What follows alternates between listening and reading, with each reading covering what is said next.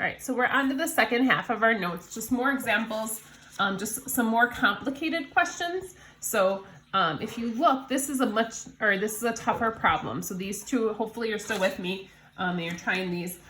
So again, we want it to equal 0 first. So I'm gonna move this 10x over first.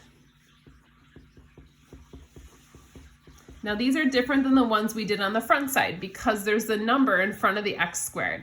And since it has 3 terms, then we use that x factor type. So I multiply the first and last term together. And then I put this number on the bottom. So I want to multiply to get positive 24, but add to get negative 10. So like 1 and 24, 2 and 12, 4 and 6, 3 and 8 as well. But then to get the negative 10 and get a positive here, these both have to be negative. So it's a negative 4x and a negative 6x. Reminder, what we do with that is we take those and replace the middle term with those 2 terms.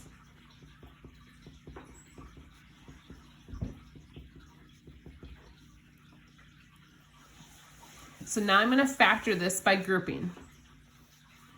So I take out an x. I take out a 2, take out a 2 here, a negative 2 though. So we'll be left with 3x minus 4. Because I want it to be a negative because I want these 2 to match.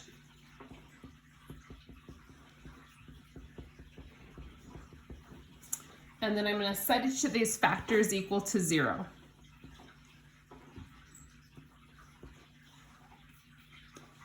So I have 3x minus 4 equals 0 is one of my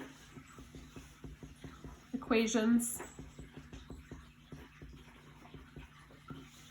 So x is 4/3 is one of them. And then over here, x minus 2 equals 0. So x also equals 2. Sorry, kind of.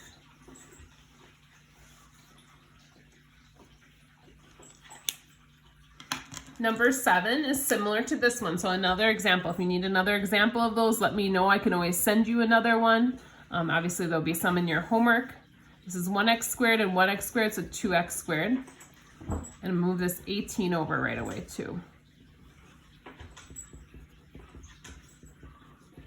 Oh, don't forget to always check for a GCF first. So there's nothing common among these, even though the numbers are all super similar. 2, 9, and 18 obviously have similarities, but they're not the same, or there's no GCF.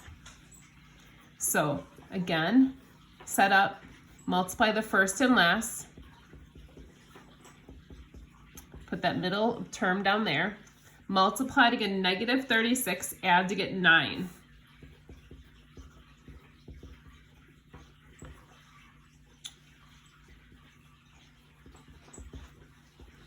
There's a lot of factors for this one.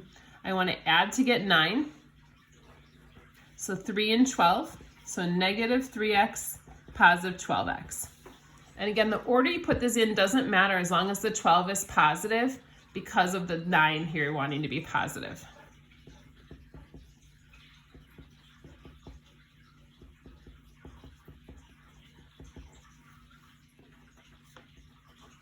So out of these 2, I can take out an x. I'm left with 2x minus 3. Out of these 2, I can take out a 6. I'm left with 2x minus 3.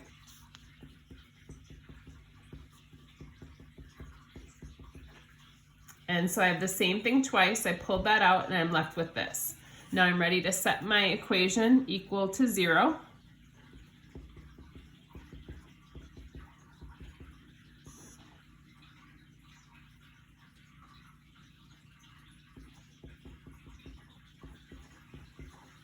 So x is 3/2.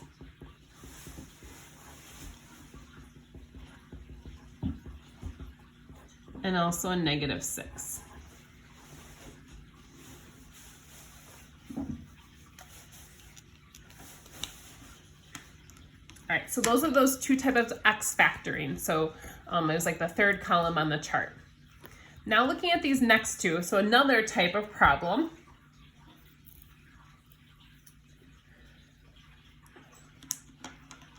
Now again, we want it to equal 0 first.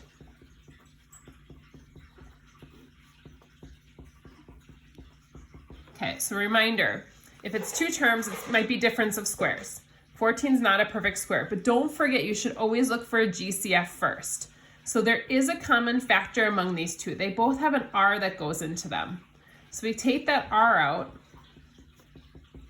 Once I do that, then this becomes one of the examples on the front side, where this is a factor and this is a factor. I can solve each of those. R could equal 0.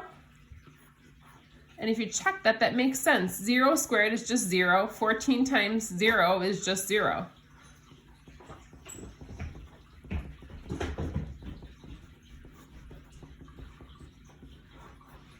So then R could also be 14.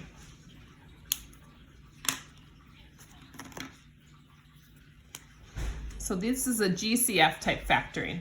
Same thing goes here. Again, these aren't perfect squares, it's not subtraction, so we always want to look for that GCF. A 2x goes in each of these. You can divide these each by 2x. And then when that's the case, then I can set each of these equal to 0.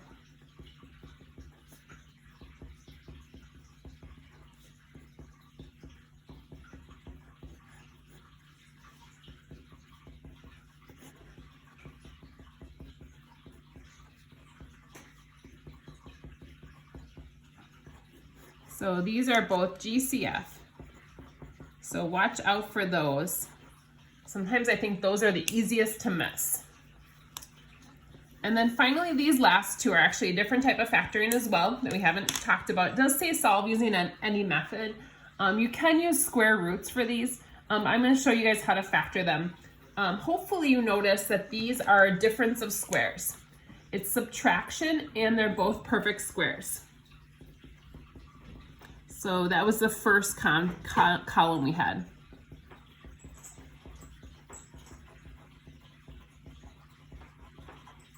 So same thing, same two sets of parentheses. It's gonna be x times x. I want to multiply to get 4, but I want the middle term to cancel out, so it's gonna be the same numbers twice, just opposite signs.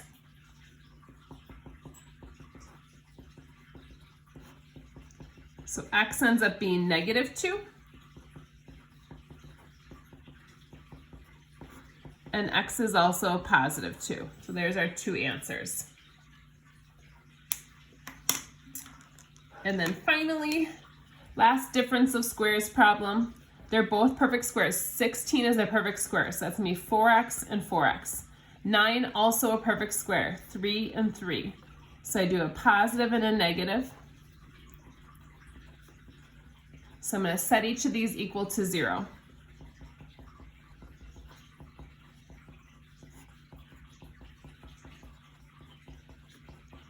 So I get x is a -3/4. And you're going to notice with the difference of squares, they just end up being opposites of each other. So it's also +3/4. Oops, I ran out of space there. All right, so homework. Use factoring for all of them, and you're going to have to decide which type of factoring it is. So that's why that chart is so helpful. Yeah, so make sure, even if the directions say use something else, please use factoring for all of them. They should all be factorable. Let me know if you're struggling with anything. I'd be glad to give you guys help on that. And also there is a retake ready to go. So if you're interested in retaking, reach out to me for our last test. Thanks so much. Take care, guys. Bye-bye.